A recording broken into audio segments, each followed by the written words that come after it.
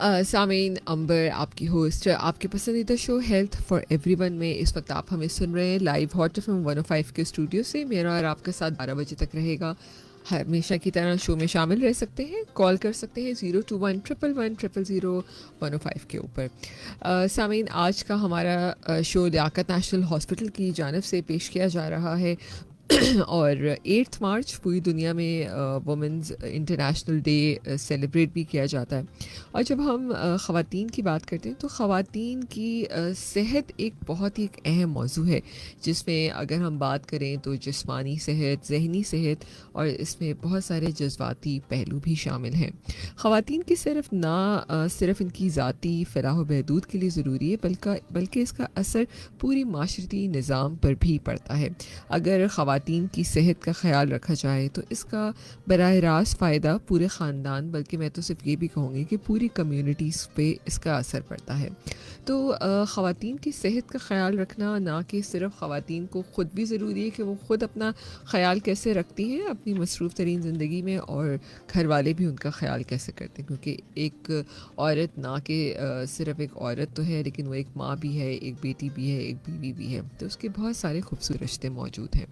इस अहम टॉपिक के ऊपर कि ख़वातीन की सेहत कितनी अहम है और किन पहलू पे उनको अपनी सेहत का ख्याल रखना चाहिए, उस बात पे बात करेंगे। डॉक्टर सैयदा नौशीन ज़हरा आज हमारे साथ मौजूद हैं। She is consultant internal medicine from Liaquat national hospital. जी अस्सलाम वालेकुम डॉक्टर नौशीन। वालेकुम सलाम। कैसी हैं डॉक्टर नौशीन अल्लाह आप? का शुक्र। Thank you so much for coming to my show. Doctor Nausheen, 8 March women's international day पूरी दुनिया में सेलिब्रेट किया जाता है, तो आप ख़वातीन के इस दिन के हवाले से या उनकी सेहत के हवाले से क्या कहना चाहेंगी? चूँकि ये 8 मार्च है और एक ख़ास फोकस है इस पे ख़वातीन की हेल्थ का, तो ये एक बहुत अच्छी अपॉर्चुनिटी है कि हम ख़वातीन की हेल्थ के बारे में बात करें, क्योंकि ख़वातीन एज़ अ फैक्शन हमारे मुल्क में थोड़ा अंडर प्रिविलेज उनको समझा जाता है।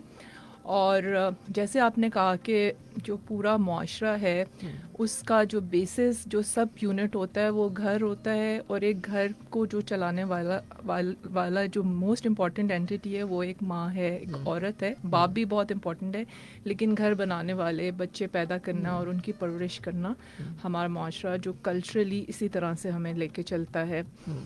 दूसरों की खिदमत करते करते आमतौर पे हम सब ही अपने आप को निगलेक्ट कर देते हैं, और जब निगलेक्ट करते हैं तो जो हेल्थ का प्रिवेंटिव एलिमेंट है ना, जैसे कि हमें कुछ अमराज से अपने आप को बचाना है, वो वाला टाइम पीरियड गुजर जाता है। और आमतौर पे जब एक लेडी बीमार होकर हमारे पास आती है तो हमने देखा है कि वो आमतौर पे बहुत एडवांस स्टेज में आती हैं, जिसकी वजह से उनका इलाज भी मुश्किल हो जाता है।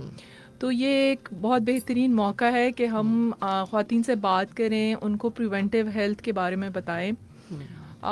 मेरा जो हॉस्पिटल है लियाकत नेशनल हॉस्पिटल, हमारा एक पूरा डिपार्टमेंट है, डिपार्टमेंट ऑफ विमेंस हेल्थ, और हमारा बहुत फोकस प्रिवेंशन पर है, ताकि अलामात जब इनिशियली ज़ाहिर होते हैं उस वक़्त इलाज किया जाए। बिल्कुल।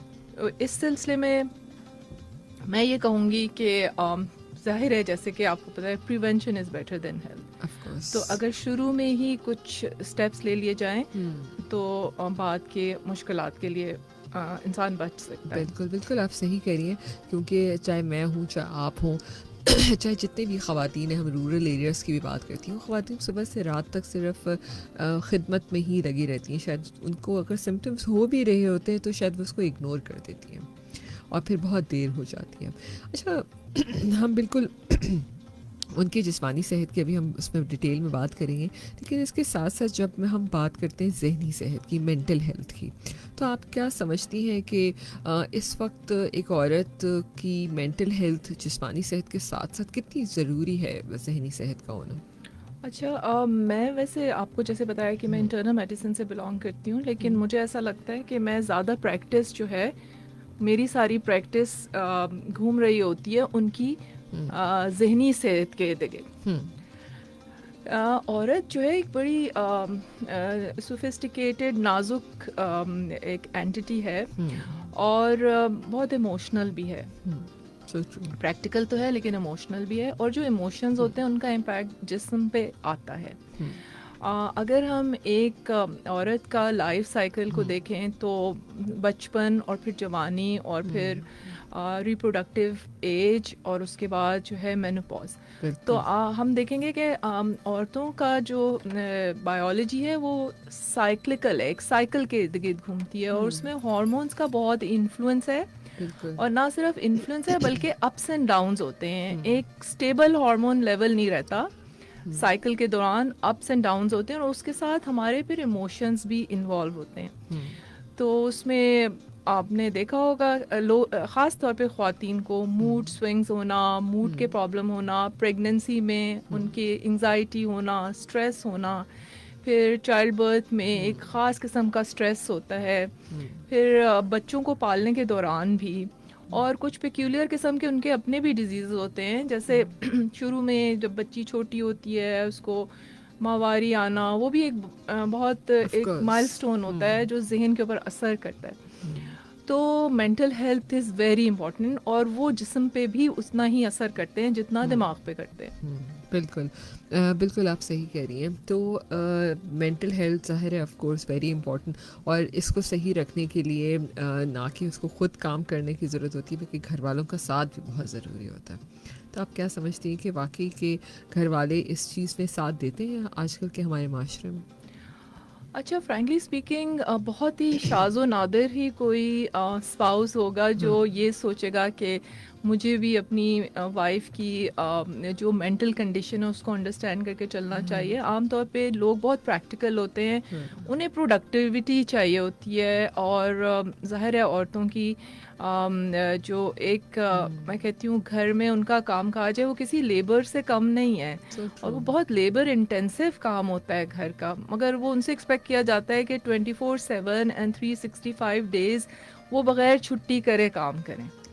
और अगर कोई इमोशनल प्रॉब्लम्स की वजह से, साइकोलॉजिकल प्रॉब्लम्स की वजह से ना कर पाए तो उसके ऊपर फिर पूरी फैमिली जो है वो उसको नेगेटिवली रेट करती है और उसको कॉन्सिक्वेंसेस फेस करने पड़ते हैं। तो अगर हम जैसे हमें थोड़ा सा अंडरस्टैंड करना चाहिए कि फॉर एग्जांपल जब माहवारी का जो ज़माना होता है उसमें कुछ ऐसे हार्मोन्स का अप एंड डाउन होता है कि बच्चियां थोड़ी उन्हें रोना ज़्यादा आ रहा होता है, उनको टेंशन हो रही होती है, डिप्रेशन हो जाती है, मूड स्विंग्स होते हैं। ठीक है, बच्चे छुट्टियां करते हैं स्कूल से मगर पेरेंट्स को समझ नहीं आ रही होती।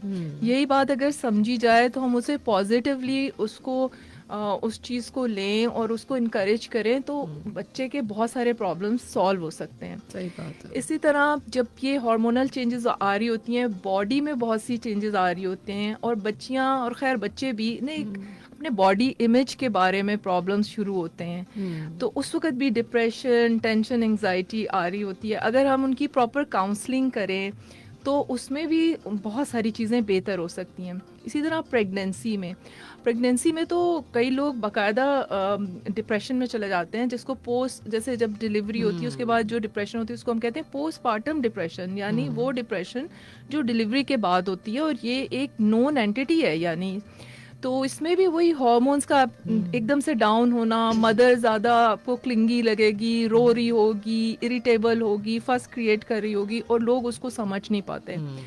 फिर जब मेनोपॉज आता है और माहवारी ख़त्म होती है, एक एज आती है, तो उसमें भी मूड स्विंग्स आना, डिप्रेशन आना, चिड़चिड़ापन आना, जिस्म के दर्द, ये सारा कुछ जो है ये सारे प्रॉब्लम्स आते हैं। अगर हमें अवेयरनेस हो, एक माशरे के तौर पे अगर हमें अवेयरनेस हो तो हम उन लोगों के साथ हमदर्दी से और एम्पैथी के साथ अगर इन सारी चीज़ों को डील करें तो जो घर का सुकून भी बर्बाद नहीं होगा और सुकून बेहतर रहेगा, और इस तरह से एक अच्छा माहौल होगा जिसमें आपके बच्चे भी पलेंगे और आपकी घरवाली भी खुश रहेगी। तो थोड़ा सा अंडरस्टैंड भी करना चाहिए। सो ट्रू, बिल्कुल आप सही करिए। और मैं ये समझती हूँ कि इसके साथ साथ हमारे मर्द हजरात को भी इनकी इन्फॉर्मेशन होनी चाहिए कि सारी इन सिचुएशंस में एक औरत के जिस्म में क्या चेंजेस आ रही होती हैं। ये भी बड़ी अहम चीज़ है। और यकीनन बहुत सारे लोग इसको एक्सेप्ट भी करते हैं और अपने घरवाली का साथ भी देते हैं, और वो ख़वातीन भी मैंने देखी हैं जो बहुत खुशी आसानी से इन तमाम चीज़ों से निकल जाती हैं और पॉजिटिव रहती हैं ज़िंदगी में। एक छोटा सा ब्रेक लेते हैं डॉक्टर नौशीन, फिर इसके बाद मज़ीद और बहुत सारी ऐसी चीज़ें हैं कहाँ कहाँ ज़रूरत पड़ती है ख़वातीन को अपनी हेल्थ के मामले में, स्क्रीनिंग में, क्योंकि हम आपको जैसे आपने कहा कि हम सिर्फ खिदमत करने में ही लगे रहते हैं, हमें याद ही नहीं रहता कि अपनी सेहत पे कुछ स्क्रीनिंग की भी कहीं ज़रूरत है कि नहीं। इस पर थोड़ा सा बात करेंगे और कौन से ऐसे अमराज हैं जो स्क्रीनिंग ना होने की वजह से डिलेज़ में चले जाते हैं। हमारे साथ ही रहिए सामीन। हमारे साथ स्टूडियो में डॉक्टर सैयदा नौशीन ज़हरा मौजूद है। She is consultant internal medicine from Liaquat national hospital. Stay tuned with us.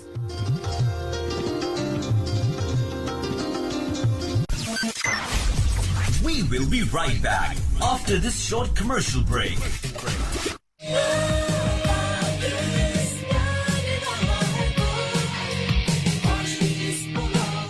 Hot 105.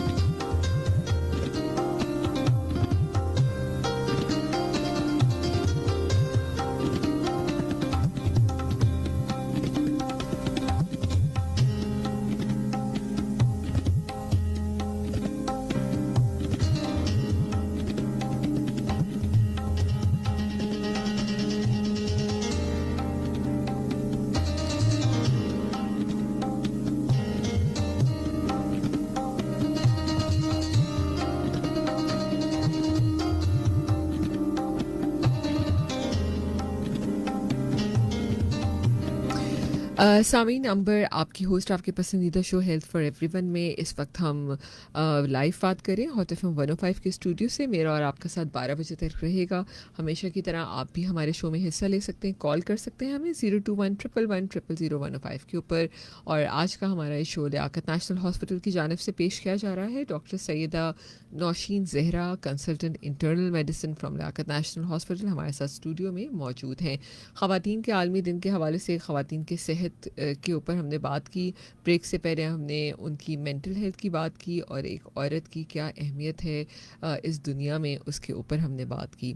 और बेशक मैं ये ज़रूर कहूँगी कि ख़ानदान बल्कि पूरी कम्युनिटीज़ पे बहुत इफ़ेक्ट आता है कि अगर एक औरत सेहतमंद है तो औरत की सेहत का ख़याल रखना ना कि सिर्फ उसका ख़ुद का काम है, बल्कि घर वालों को भी उनको समझना चाहिए, उनको सपोर्ट करना चाहिए ज़िंदगी के हर फेज़ के अंदर। और मैं समझती हूँ कि आजकल की औरत एक पढ़ी लिखी औरत है और उसको ख़ुद भी पता होना चाहिए कि कहाँ उसकी सेहत उसका साथ दे रही है, कहाँ नहीं दे रही। फ़ौरन से उस पर ख़ुद उसको परेशान होना चाहिए। अच्छा डॉक्टर नौशीन, अगर हम बात कर रहे थे ब्रेक से पहले स्क्रीनिंग के ऊपर, क्योंकि बहुत सारे ऐसे अमराज हैं ख़वातीन के जो स्क्रीनिंग की वजह से रह जाते हैं।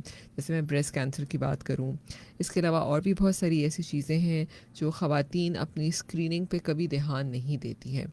तो उस पर आप क्या कहेंगी कि ख़वातीन को किस तरह उन तमाम चीज़ों से वो बच सकती हैं अगर स्क्रीनिंग वक्त पे की जाए तो? देखें, ये जो स्क्रीनिंग होती है बेसिकली ये टेस्ट होते हैं और टेस्ट एक डाटा होता है जिसको एनालाइज करके हम आगे बता सकते हैं कि इनको कौन सी प्रॉब्लम्स हो सकती हैं या ये किन प्रॉब्लम्स से सफ़र कर रहे हैं। अच्छा, अगर हम यंग एज ग्रुप की बात करें तो हमारे लोगों में न्यूट्रिशनल डेफिशिएंसीज बहुत हैं और बच्चे जब बड़े हो रहे होते हैं, यानी एडोलेसेंट की मैं बात कर रही हूँ, यंग फीमेल्स की, तो उस वक्त भी उनकी बोन हेल्थ चैलेंज है। और माशरों में तो बुढ़ापे में ऑस्टियोपोरोसिस आता है ना, लेकिन हमारे माशरे में स्केलेटल डिफॉर्मिटीज़ और ये जो हड्डियों का कमज़ोर होना, ये वाकई एक बहुत बड़ी प्रॉब्लम है। और यंग बच्चे हमारे पास आते हैं जिनको कमर का दर्द, टांगों का दर्द, फिर लोगों के कद प्रॉपर नहीं भर रहे होते बिकॉज उनकी न्यूट्रिशन जो है ना वो इतनी अच्छी नहीं रही। तो सबसे पहले हमें एनीमिया का वर्कअप कर लेना चाहिए, यानी एक बेसिक खून के टेस्ट से पता चल जाता है कि इस शख्स का न्यूट्रिशनल लेवल जो है ना, खुराक इसने किस तरह की खाई है और इसमें क्या क्या कमियां हैं। वो तो एक बहुत छोटा सा टेस्ट है जिसको हम CBC कहते हैं, या कंप्लीट ब्लड काउंट से पता चल जाता है। इसके अलावा हमें विटामिन D और कैल्शियम का टेस्ट करा लेना चाहिए, या एक किसी बड़ी हड्डी का एक्सरे, अगर किसी को दर्दें हो रही हैं बच्चों में या यंग लड़कियों में, तो हमें देख लेना चाहिए कि उसकी हड्डियों की हालत कैसी है। क्योंकि जैसे आपने कहा कि जो सेहतमंद माएँ ही सेहतमंद मुआशरा बनाती हैं, और जो बच्ची आज की बच्ची है वो कल की माँ है। अगर उसकी 20s में हड्डियाँ प्रॉपर नहीं बनी हुई तो ये ज़्यादा चांसेस हैं कि वो सारी ज़िंदगी इसी बोन मैस, यानी जो हड्डियों का मिकदार बन चुकी है, इसके साथ ही उसने आगे ज़िंदगी गुजारनी है। क्योंकि 20s के एंड तक नया बोन मैस जितना आपने डेवलप कर लिया होता है वही रहता है, ठीक है। तो ये वक्त होता है कि उनकी प्रॉपर नशो नुमा और उनकी हड्डियां मजबूत हो, ताकि ये आगे चल के कामयाबी से मुख्तलिफ स्टेजेस से गुजर सके। हाँ, अच्छा रुकनेश, अगर मैं इसी सवाल के साथ एक सवाल कनेक्ट कर लूँ कि ताकि मतलब ज़ाहिर है ये बड़ा इंपॉर्टेंट चीज़ आपने बताई, तो हम अपनी उन बच्चियों का 20 साल की उम्र तक माओं को कैसे ख्याल रखना चाहिए, अगर कुछ चंद टिप्स भी साथ में दे दें तो। अच्छा देखें, पहले तो ये शुरू तो होता है ना, पीडियाट्रिशियन यानी कि जो बच्चों का डॉक्टर है, वो ग्राफ्स बनाता है जब आप उसके प्रॉपर चेक कर रहे होते हैं, उसकी हाइट देखता है, और ये सारा मदर्स को अवेयर होना चाहिए कि उनके बच्चे की जो माइलस्टोन है, यानी जो उसकी नशो नुमा का जो इंडिकेटर्स हैं वो कहाँ पर हैं, ठीक है। फिर उसके बाद जब बच्ची बड़ी होती है और वो ज़ाहिर है हम इंटरनल मेडिसिन या एडल्ट डॉक्टर्स के पास आना शुरू होती है, तो उस वक़्त भी हम ये चीज़ें हमें नज़र में रखनी चाहिए। इसका एक छोटा सा हल ये है कि 6 माह में एक दफ़ा डॉक्टर के पास चले जाना चाहिए और एक मुआयना करा लेना चाहिए। अच्छा, इसके अलावा देखें, ये वर्म इन्फेस्टेशन हमारे मुल्क में बहुत कॉमन है, वो भी एक एनीमिया का बायस बनता है। एक तो मैंने आपको बताया था न्यूट्रिशनल डेफिशिएंसीज, लेकिन ये वर्म इन्फेस्टेशन भी। अच्छा, इसके अलावा बच्चियों में जो शुरू में जब माहवारी शुरू होती है तो उनके पीरियड्स आम तौर पे इरेगुलर होते हैं, या बहुत ज़्यादा होते हैं या बहुत कम होते हैं। तो जिन लोगों के बहुत ज़्यादा होते हैं तो उसकी वजह से भी एनीमिया हो जाता है। तो ये तो हमें एक स्क्रीनिंग इस लेवल पर कर लेनी चाहिए। कुछ वैक्सीन्स हैं जो हम उनको प्रिवेंटिव मेडिसिन के तौर पे फिर साथ प्रिस्क्राइब कर देते हैं। जैसे कॉलेज गोइंग जो लड़कियां हैं, लड़के हैं, उन्हें हम ख़ास किस्म की वैक्सीन, जैसे HPV एक वैक्सीनेशन है जो एक ख़ास किस्म का कैंसर जिसको हम सर्विकल कैंसर कहते हैं, यूट्रस के जो मुंह का कैंसर होता है, ये हम उसको प्रिस्क्राइब करते हैं। इसके अलावा बाकी लोगों की तरह टेटनस की अभी हमें देख लेना चाहिए कि इसका वैक्सीनेशन कैसा था, स्टेटस क्या था। इन्फ्लुएंजा तो सबको ही आपको पता है लगाना चाहिए। ये तो मैंने आपको छोटी एज ग्रुप की यंग फीमेल्स के बारे में बताया। इसके बाद जो रिप्रोडक्टिव एज की फ़ीमेल्स होती हैं उनके अपने पिक्यूलियर प्रॉब्लम्स होते हैं। तो अब उन्होंने जैसे ख़ानदानी ज़िंदगी अगर शुरू करनी है, उससे पहले देख लेना चाहिए कि इनका ब्लड प्रेशर कैसा है। इनकी स्क्रीनिंग में डायबिटीज़ की स्क्रीनिंग होनी चाहिए, लिपिड प्रोफाइल जिसको हम कहते हैं कोलेस्ट्रॉल का टेस्ट, ये चीज़ें हमें देखनी चाहिए। और उनका वेट कितना है, ये जो BMI होता है, जो हम किसी के मोटापे का तनासुब जहाँ से एक कैलकुलेट करते हैं, वो BMI से होता है। अगर वेट बच्ची का ज़्यादा है, एक खातून का ज़्यादा है, और वो फैमिली प्लानिंग कर रही है, तो आगे चल के प्रेगनेंसी में जो ओबीस लेडीज़ होती हैं, यानी कि जो आम वेट से ज़्यादा जिनका वेट होता है, उनमें ब्लड प्रेशर और शुगर होने के अलामात हो सकती हैं, बच्चे के लिए प्रॉब्लम्स हो सकती हैं, और इसके अलावा उनको अपने जान को भी ख़तरा हो सकता है। तो ये भी एक स्क्रीनिंग है, और उसमें फिर हम उन्हें एडवाइस देते हैं कि आप प्रेगनेंसी से पहले अपनी लाइफस्टाइल मॉडिफिकेशन करें, और हेल्दी एक्सरसाइज जो सबको करनी चाहिए और इनको भी करनी चाहिए, 30 मिनट की एक्सरसाइज अपने लाइफस्टाइल में लेकर आएँ। तो ये कुछ स्क्रीनिंग होती हैं जो हमारे लेवल पर हो जाती हैं। बिल्कुल। अच्छा, इसके अलावा और कौन सी स्क्रीनिंग की किस एज में ज़रूरत पड़ती है? अच्छा, तो ब्रेस्ट कैंसर हर एज में ही है। पाकिस्तान में अबाउट 33% है, लेकिन अफसोस की बात तो ये है कि पाकिस्तान में ये तब डायग्नोज होता है जब ये लेट स्टेज में पहुंच गया होता है और इसका इलाज मुश्किल होता है। तो स्क्रीनिंग में सबसे पहले तो हम सिखाते हैं सेल्फ ब्रेस्ट एग्जामिनेशन। उसकी वीडियोस भी मौजूद होती हैं। जब हमारे पास आते हैं तो हम उन्हें पैम्फलेट्स दे के भी बता सकते हैं कि वो ब्रेस्ट को किस तरह से एग्जामिन करें। अच्छा, जब हमारे पास स्क्रीनिंग के लिए आते हैं तो एक तो हम मैनुअल एग्जामिनेशन करके ब्रेस्ट देख सकते हैं कि कोई इरेगुलरिटी या कोई लंप या कोई रसौली वगैरह तो नहीं है। इसके अलावा अल्ट्रासाउंड जो होता है वो यंग लेडीज़ में एडवाइस होता है कि अल्ट्रासाउंड एक अच्छी मोडालिटी है जो ब्रेस्ट की हेल्थ को बता सकता है कि कोई एबनॉर्मल चीज़ डेवलप नहीं कर रही है। उसके बाद जब हमारी ख़वातीन 40 साल से आगे चली जाती हैं तो फिर हमें एक टेस्ट मेमोग्राम कहलाता है, वो करवाना होता है, क्योंकि उसमें ज़्यादा चांसेस होते हैं कैंसर को पकड़ने के। तो आप बाहर के मुल्कों में जो एडवांस कंट्रीज़ हैं वहाँ पे तो हर साल ये टेस्ट होता है, लेकिन हमें एटलीस्ट इसको 5 साल में एक दफ़ा तो करवा लेना चाहिए। मैंने देखा है कि लेडीज़ इसमें बिल्कुल कोताही करती हैं और नहीं इसको करती हैं, उसमें डिटेक्ट हो जाता है।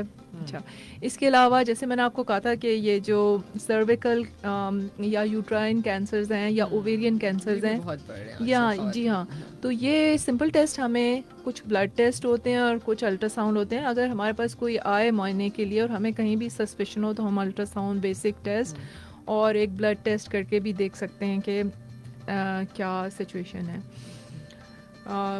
इसके अलावा जब एक लेडी मेनोपॉज में चली जाती है यानी माहवारी आनी बंद हो जाती है तो उसकी जो कैंसर होने की शरह उसमें बढ़ जाती है।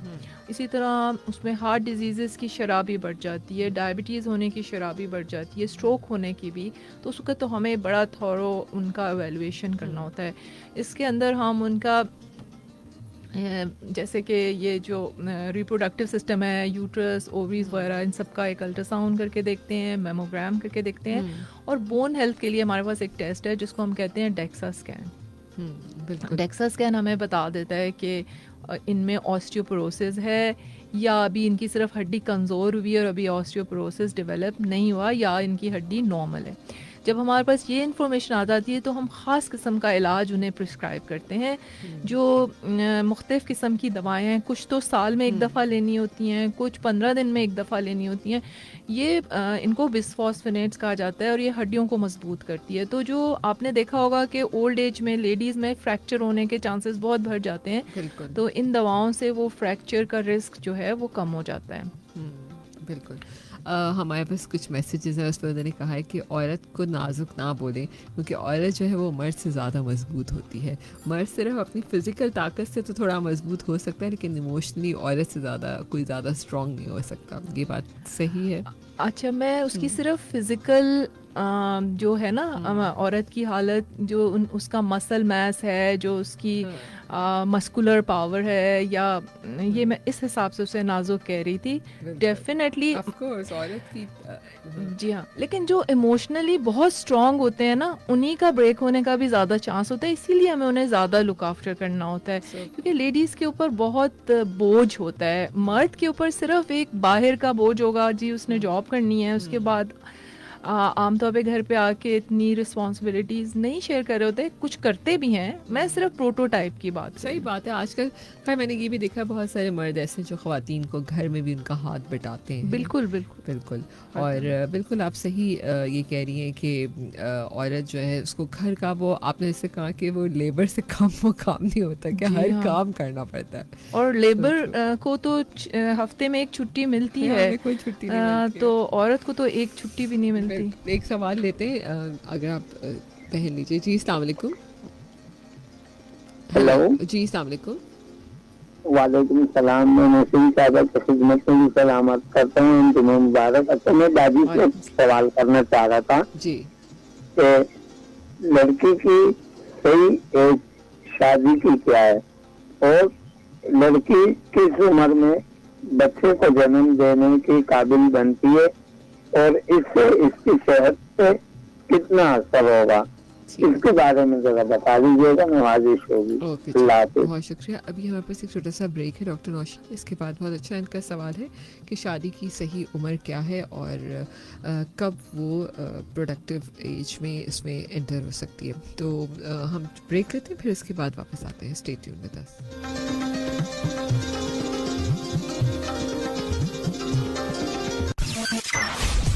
We will be right back after this short commercial break.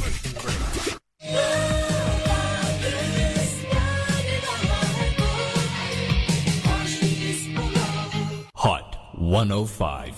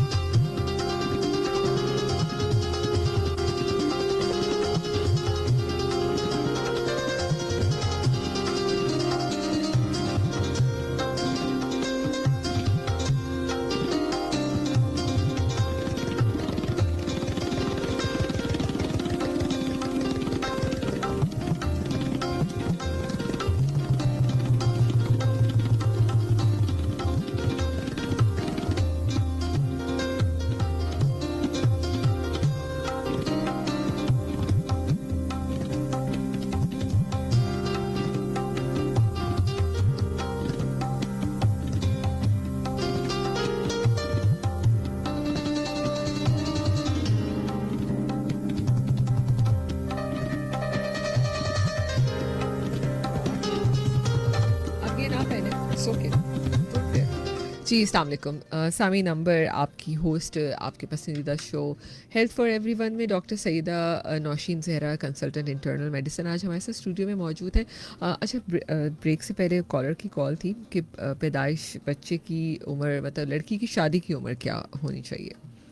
अच्छा, ये तो मेरे इसकी कोई स्टैटिस्टिक्स या रिसर्च तो मेरे पास नहीं है, लेकिन मेरा अपना ख्याल है कि 22 से ऑनवर्ड उसकी शादी होनी चाहिए। और ये जो 20 से पहले शादियां हैं, मैं उसके हक में तो बिल्कुल भी नहीं हूँ। हालांकि वो अलाउड 18 ईयर के बाद है, लेकिन आई डोंट थिंक सो। मुझे लगता है कि एक मेंटल मेच्योरिटी भी एक चीज़ होती है ना, जो आनी चाहिए इन सारी कॉम्प्लिकेटेड रिश्तों को डील करने के लिए। ये काफ़ी एक बहुत हेफ्टी रिस्पॉन्सिबिलिटी होती है to be a wife, to be a home maker, to be a mother. ये तो बड़ा ही वो होता है, इंटेंसिव किस्म की जॉब है, उसके लिए बहुत बड़ी जिम्मेदारी बहुत बड़ी जिम्मेदारी है।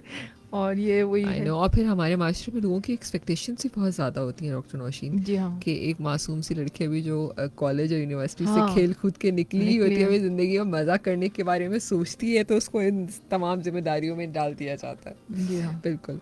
अच्छा, हम अभी ब्रेक से पहले एक बात कहते थे कि औरत की प्राइमरी हेल्थ बहुत ज़रूरी है, जिसमें आपके दिल की सेहत, आपका कार्डिक हेल्थ, आपकी डायबिटीज़, आपका ब्लड प्रेशर, लाइफस्टाइल। मैं चाहती हूँ कि इसके ऊपर थोड़ी सी बात की जाए।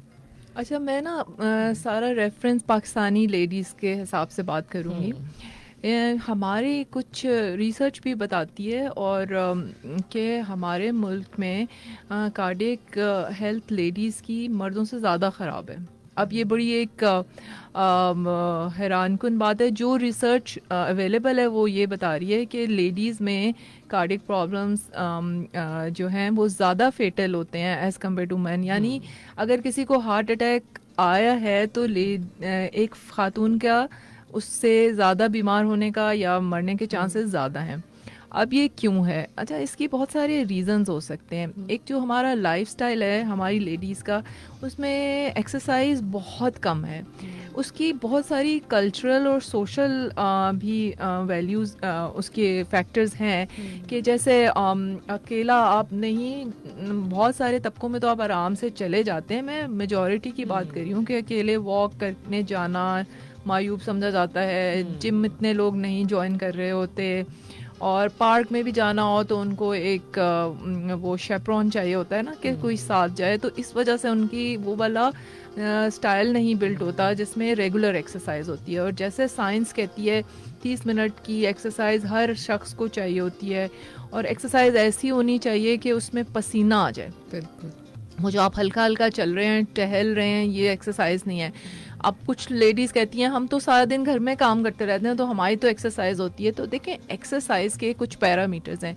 उसमें आपका हार्ट रेट इतना बढ़ जाए, हर एज के लिए एक ख़ास हार्ट रेट है, लेकिन आपके कितना जैसे आपका 110 से ऊपर हार्ट रेट चला जाए और ये हार्ट रेट कम से कम 30 मिनट तक इतना ही रहे, तो इसको एक्सरसाइज कहा जाता है। अच्छा, जो हमारे घरेलू कामकाज में जो चीज़ जिसको मैं एक्सरसाइज कहूँगी वो है, अगर कोई झाड़ू देता है या पोछा लगाता है तो ओके, दैट इज़ एक्सरसाइज। अगर कोई कहता है ना कि मैं सारे घर का लगाता हूँ, तो मैं कहती हूँ हाँ ठीक है, चलें, आपकी तो ये एक्सरसाइज है। मगर जो लोग खाना पका रहे हैं, इधर से उधर जा रहे हैं, ये एक्सरसाइज नहीं। तो 30 मिनट की एक्सरसाइज हमारी लाइफस्टाइल का हिस्सा नहीं है, नंबर 1। नंबर 2, जो हमारे खाने हैं ना, साउथ एशियन खाने, पाकिस्तानी खाने, उनमें ऑयल और बड़ी हाई टेम्परेचर पे ऑयल को पका के उसमें खाना बनाना, उसको भूनना, तो ये सारी चीज़ें ट्रांस फैट्स जनरेट करती हैं। और ये वो फैट्स होती हैं जो फिर जाके हमारी आर्टरीज़ में डिपॉजिट हो जाती हैं, खून की शरियानों को बंद करती हैं, और ये हार्ट अटैक का भी बायस बनती हैं, और ये फालिज का बायस भी बनती हैं। ठीक है। फिर इसके अलावा जैसे मैंने आपको बताया कि औरतों पे बहुत स्ट्रेसर्स होते हैं, औरतें लेती भी हैं मगर आपको शो नहीं कर रही होती, मगर अंदरूनी तौर पे जैसे मैंने कहा कि नाजुक होती हैं, लेकिन नाजुक का मतलब है सेंसिटिव होती हैं, तो वो अपने अंदर रख रही होती हैं। तो वो स्ट्रेस भी कंट्रीब्यूट करता है ब्लड प्रेशर होने पे और दिल के अमराज होने पे और स्ट्रोक वगैरह होने पे। तो ये चीज़ें हैं। इसके अलावा जो है प्रेगनेंसी, आपको पता है कि वैसे तो कहते हैं ना कि ये एक नेचुरल अमल है, लेकिन उसके अपने भी कुछ डेंजर्स हैं सही वो बात। मोर्टेलिटी यानी कि शराय अमवात को भी बढ़ाती है और मोर्बिडिटी यानी कि शराय बीमारी को भी बढ़ाती है। तो वो एक वक्त होता है जिसमें आपका बीमार होने के चांसेस ज़्यादा होते हैं, मरने के भी चांसेस होते हैं, सही बात है। क्योंकि ब्लड भी थिक कर सकते हैं, क्लॉटिंग हो सकती है, कुछ भी अनटूवर्ड हो सकता है। बिल्कुल। और फिर ये प्रेगनेंसी जो है कुछ लोगों में ये डायबिटीज़ कर देती है, जो कि प्रेगनेंसी ख़त्म होने के बाद वो डायबिटीज़ ठीक हो जाती है। इसको हम कहते हैं प्रेगनेंसी इंड्यूस्ड डायबिटीज़। इसी तरह कुछ लोगों में ये ब्लड प्रेशर करा देती है, जिसको हम कहते हैं प्रेगनेंसी इंड्यूस्ड हाइपरटेंशन, यानी वो ब्लड प्रेशर जो सिर्फ प्रेगनेंसी की वजह से हुआ है। बिल्कुल। तो ये सारी चीज़ें हमारी कंट्रीब्यूट करती हैं कि हम कार्डियक प्रॉब्लम्स औरतों में कितने तरह की हो सकती हैं। मेनोपॉज जब शुरू होता है यानी माहवारी जब बंद होती है तो फिर हमारी और मर्दों में हमें जो एक प्रोटेक्शन मिली हुई है, औरतों को अल्लाह ने वैसे एक प्रोटेक्शन दी है हार्ट डिजीजेस के खिलाफ, वो है ईस्ट्रोजन जो हमारा हार्मोन है। बिल्कुल। हाँ जी। लेकिन जब फिर मेनोपॉज आता है और ये हार्मोन गायब होना शुरू होता है तो फिर उतना ही हम पे भी स्ट्रेस आता है कार्डियक बीमारियों का जितना कि मर्दों में। तो उस वक्त इसलिए ज़्यादा हमें जी फिजिकल ज़्यादा होता एक्टिविटीज़ है में इन्वॉल्व रहना चाहिए ताकि हम उसको बेहतर उस कर वक्त, तो हमें ज़्यादा इन्वॉल्व रहना चाहिए। अच्छा, यहाँ पे मैं एक बात बताऊँ कि जो सबसे पहली चीज़ हम इनको औरतों को कहेंगे कि वो अपनी कार्डिक हेल्थ और मेटाबॉलिक हेल्थ, जिसमें डायबिटीज़ भी आ जाता है, बेहतर करें। उसमें सब एक तो मैंने बताया कि एक्सरसाइज, दूसरा हेल्दी डाइट। हेल्दी डाइट की बेसिक कुछ असूल देख लीजिए कि उसमें ज़्यादा फल, ज़्यादा सब्जियाँ, जो आपने कार्बोहाइड्रेट्स खाने हैं वो होल ग्रेन्स, और जैसे मैदा की बजाय गेहूँ, बिल्कुल। जौ हो गया, फिर गंदम, ये जो चावल है इसकी बजाय अगर ब्राउन राइस, और भी बहुत सारे ऐसी हैं जिनके अंदर शुगर कम है, ऐसे ग्रेन्स हैं।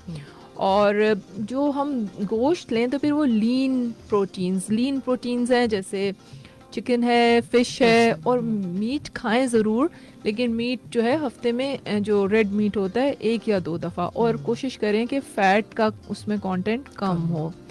और इसके अलावा पोर्शन कंट्रोल लेडीज़ को करना चाहिए। हमारी लेडीज़ में मोटापा भी ज़्यादा है क्योंकि child births, repeated child births में भी आप वेट गेन करते हैं। बच्चों फिर का बचा हुआ खाना भी खा लेते हैं बच्चों हम का, सारे। और फिर दूध पिलाने का जब I ज़माना know. आता है तो ज़्यादा डाइट आप अपनी रिच कर लेते हैं, सही बात। तो इसकी वजह से ओबेसिटी है। अगर मोटापा कम करें तो ऑलमोस्ट ये सब बीमारियां कम हो सकती हैं।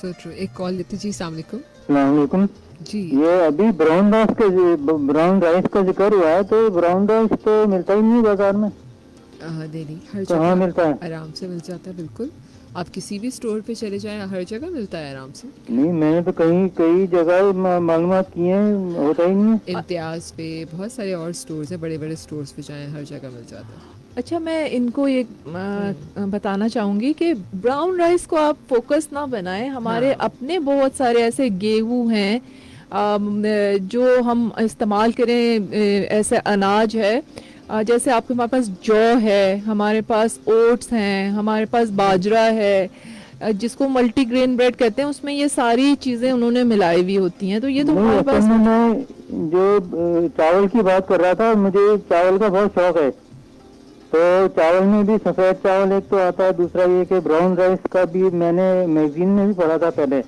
अच्छा। तो मैंने काफी तलाश भी किया, लेकिन किसी के पास ब्राउन राइस होता ही नहीं है। नहीं, आप बड़े स्टोर्स में जाइए, वहाँ मिल जाएगा। अच्छा, वहाँ देख लेंगे। अच्छा, आप डॉक्टर साहब अगर जरा मुलाकात के टाइमिंग बता दें, कहाँ बैठती हैं? ठीक है जी, बिल्कुल, अभी बता शुक्रिया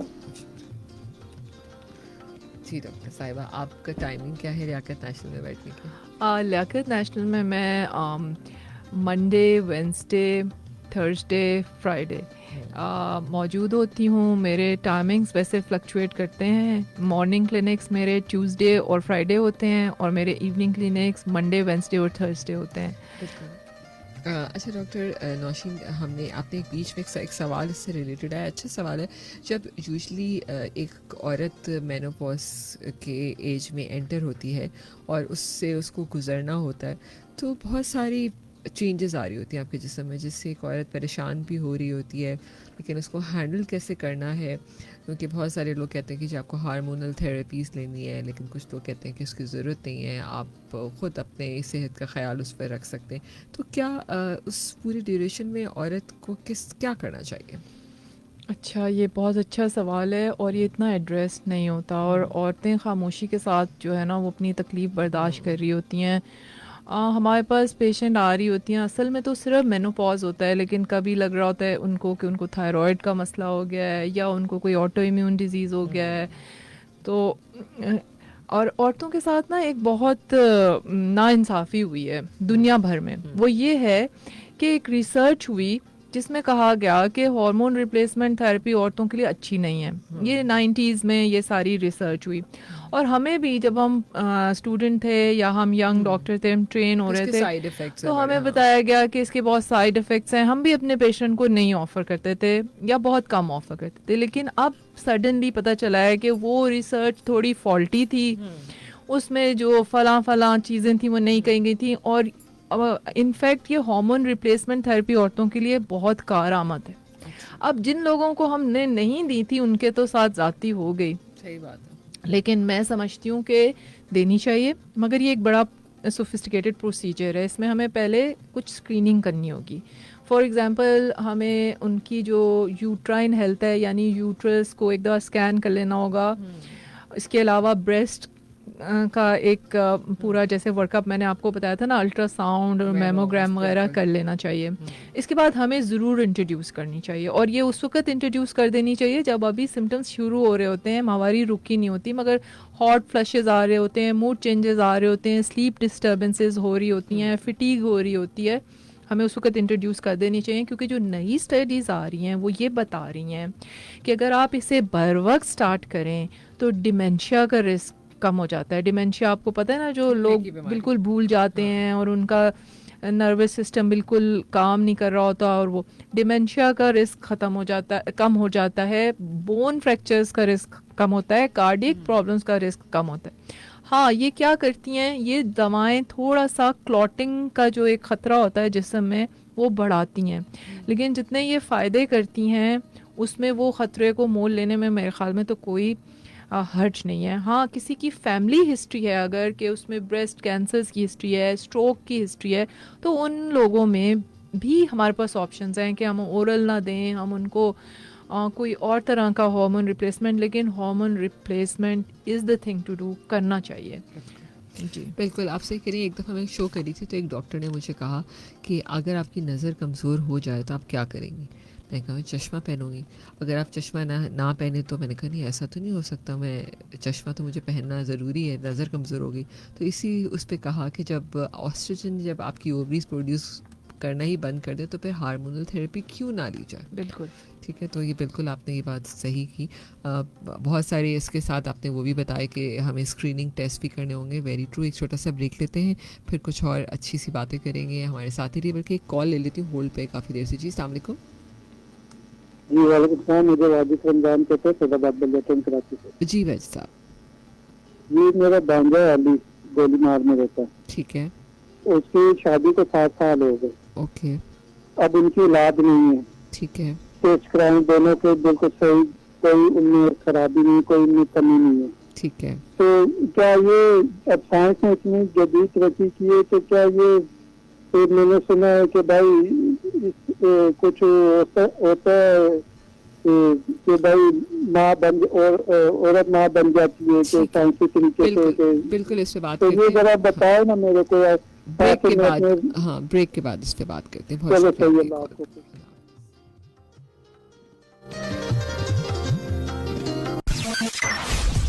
We will be right back after this short commercial break.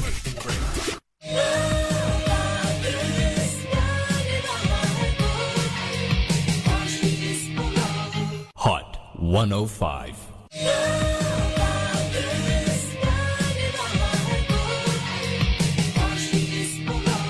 Hot 105.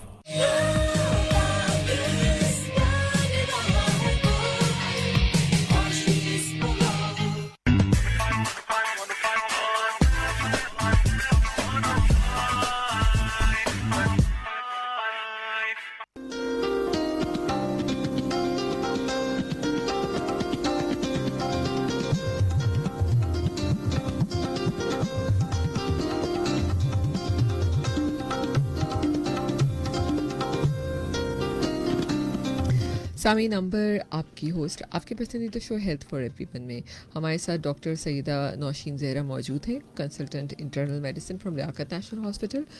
Women's health पे हमने आज बात किया। मैं उम्मीद करती हूँ कि ख़वातीन अगर आज भी अपनी सेहत का ख्याल नहीं कर पाई तो पूरी दुनिया में ये दिन सेलिब्रेट किया जाता है डॉक्टर नौशीन, जस्ट बिकॉज कि हमें एक रिमाइंडर भी मिल जाता है। ठीक है, अब हम ईद आएगी तो हम अपने कपड़े ख़रीद लेंगे। ठीक है, मैं एक ऐसी वो बात कर रही हूँ जनरली कि हमें ये फ़िक्र होगी कि हमारे ईद के कपड़े बन जाए। बहुत सारी ख़वातीन हैं, उनको फेशियल भी कराना होगा, हेयर डाई भी करना होगा। ये सब कुछ करने के लिए हमारे पास, चाहे हम कितने ही मसरूफ़ हों, मेंटल स्ट्रेस में भी हों, लेकिन हम ये ज़रूर कर लेते हैं। लेकिन हम अपने जो हमारा जिस्म है, जो हमें कह रहा होता है कि तुम्हें कहीं ना कहीं किसी चीज़ की ज़रूरत है हेल्दी रहने की, उस पर हम काम नहीं करते। ये मैं सही कह रही हूँ वैसे? हाँ बिल्कुल, ये डेज़ जो इंटरनेशनल सेलिब्रेट किए जाते हैं वो इसीलिए किए जाते हैं कि ये एक दिन को फोकस बना के अगर हम अपनी हेल्थ के लिए कुछ कर लें। Liaquat national hospital subsidise packages offer करता है जिसमें वो सारे टेस्ट जो हम मेरे ख्याल में स्क्रीनिंग के लिए कराने चाहिए वो एक अच्छे कंपेटिटिव रेट्स में हम देते हैं, और इसके अलावा हम एग्जामिनेशन मुआयना भी करते हैं। तो ये अच्छा टाइम है कि अगर ये हमें अप्रोच करें तो हम इन्हें लुक आफ्टर कर सकते हैं। सो एक कॉल देते हैं जी। अस्सलाम वालेकुम। जी वालेकुम अस्सलाम, मेरा नाम नाज़ी। डॉक्टर साहब से पूछना चाहूँगी कि रेक्टोसील प्रोलैप्स के बारे में वो क्या कहेंगी और उसका सॉरी किसके बारे में? रेक्टोसील प्रोलैप्स। नहीं समझ नहीं आई। मतलब प्रोलैप्स जैसे यूट्रीन प्रोलैप्स होता है, यूट्रस प्रोलैप्स होता है, तो उससे रेक्टोसील प्रोलैप्स के बारे में पूछना चाहूँगी। ओके फाइन, ठीक है जी। अच्छा, ये स्पेसिफिक क्वेश्चन इन्होंने मोस्ट लाइकली ये कह रही हैं कि रेक्टल प्रोलैप्स या जिसको रेक्टोसील भी कहते हैं। अच्छा, ये बेसिकली लेडीज़ में जिस्म की कमज़ोरी की वजह से भी हो सकता है और चाइल्ड बर्थ के दौरान भी हो जाता है। इसका इलाज हो जाता है, ये वापस इसको रिड्यूस किया जा सकता है। और इसको जो अदारा या डिपार्टमेंट दिखता है ना, वो सर्जिकल स्पेशलिस्ट होते हैं, और उनमें भी हमारे काफ़ी अगर किसी को जेंडर स्पेसिफिक कोई लेडी सर्जन को दिखाना हो तो हमारे हॉस्पिटल में बहुत सी लेडी सर्जन्स भी हैं, और ये आराम से एक मामूली सा प्रोसीजर होता है और ये करवाया जा सकता है। ठीक है। अच्छा, हमारे पास एक सवाल था जिनका कहना था कि आई थिंक वाजिद साहब थे जिनके भांजे की 7 साल शादी हो चुकी थी और सारे टेस्ट हो चुके थे, वो टेस्ट भी ठीक थे, तो क्या हो सकता है? अच्छा, ये इन्हें किसी एक गायनेकोलॉजिस्ट को स्पेशली जाके इसी सिलसिले में दिखाना चाहिए। अपने टेस्ट के समेत ले जाएं और फिर उनके केस को वैल्यूएट किया जाएगा। ये जैसा कह रहे थे ना कि आजकल मॉडर्न साइंस ने तरक्की कर ली है, तो जी हाँ, इन विट्रो फर्टिलाइजेशन की बहुत सी ऑप्शंस होती हैं, जिसका मतलब है कि बच्चा जो है वो कंसीव बाहर होता है, जिस्म से बाहर, और फिर उसको यूट्रस में डाल दिया जाता है। ये बड़ा ही सोफिस्टिकेटेड प्रोसीजर है जो हमारे गायनेकोलॉजिकल कोलीग्स हैं ये लोग करते हैं। इसके बहुत सारे सेंटर्स कराची में मौजूद हैं। मैं किसी इंडिविजुअल सेंटर का नाम नहीं लूँगी, लेकिन अगर ये IVF का वर्ड IVF इन कराची इतना सा लिखेंगे तो इनके पास बहुत सारे इंस्टीट्यूशंस के नाम आ जाएंगे, तो ये उन्हें अप्रोच कर सकते हैं। बिल्कुल। एक आखिरी कॉल ले लेते हैं जी। अस्सलाम वालेकुम। जी वालेकुम अस्सलाम, अली हुसैन बात कर रहा हूँ। जी अली जी, कहना यह था कि आजकल जो है वो ख़वातीन जो है अपना खुद से मल्टीविटामिन लेती हैं बगैर डॉक्टर के मशवरे से। क्या ये मल्टीविटामिन खुद से लेना ठीक है? अच्छा, दूसरा सवाल ये कर रहा था मैं, जो टीनेजर बच्चियाँ होती हैं उनमें खाने पीने का रुझान बहुत ज़्यादा कम होता है। अदरवाइज जैसे बाहर की जो बर्गर वगैरह तो वो शौक से खा लेती है, चिप्स वगैरह बर्गर वगैरह, बाकी खाने की जो चीज़ें होती हैं वो बहुत कम से खाया जाता है बच्चों को। तो ऐसा मतलब क्या करें कि उनकी डाइट अच्छी हो जाए? अच्छा, तीसरा सवाल मेरा ये था कि एक नॉर्मल हाइट के हिसाब से वजन कितना होना चाहिए? Thank you so much. शुक्रिया। डॉक्टर नौशीन, हमारे पास सिर्फ 2-3 मिनट है। अच्छा, तो इनका जो जवाब है, पहला सवाल इनका था कि ख़ुद से मल्टीविटामिन लेने में कोई हर्ज नहीं है, मगर जब भी डॉक्टर से मुलाकात हो तो एक नज़र आप ज़रूर दिखा दें कि वो किस किस्म के मल्टीविटामिन्स ले रही हैं। नंबर 1। नंबर 2, ये बहुत कॉमन हमने देखा है कि आजकल जो बच्चे हैं वो फ़ास्ट फूड की तरफ ज़्यादा रुझान है, तो उनकी काउंसलिंग की ज़रूरत है। उन्हें एक बैलेंस डाइट के बारे में एक थोड़ा काउंसिल करना चाहिए कि एक बैलेंस डाइट की प्लेट में क्या क्या कुछ होना चाहिए, कि उसमें सब्ज़ी भी होनी चाहिए, उसमें प्रोटीन होनी चाहिए, उसमें फ्रूट होना चाहिए, उसमें फैट्स होने चाहिए। तो ये अगर उन्हें समझाया जाए कि आगे चल के उन्हें क्या प्रॉब्लम हो, तो मोस्ट लाइकली बच्चे समझते हैं आजकल के, उनको साइंटिफिकली समझाना चाहिए। और तीसरा सवाल उनका क्या था? 2 सवाल तो ये थे, और तीसरा सवाल क्या था मैं खुद भूल गई हूँ। वैसे अली आपके आई होप कि वैसे यही मिलते जुलते यही सवाल थे। डॉक्टर नौशीन, मैं चाहूँगी कि आखिर में आप अगर ओवरऑल इसको सम अप करें तो आप किस तरह ख़वातीन की हेल्थ पे कहेंगी कि एक आखिरी कॉल ले लेते। जी अस्सलाम वालेकुम।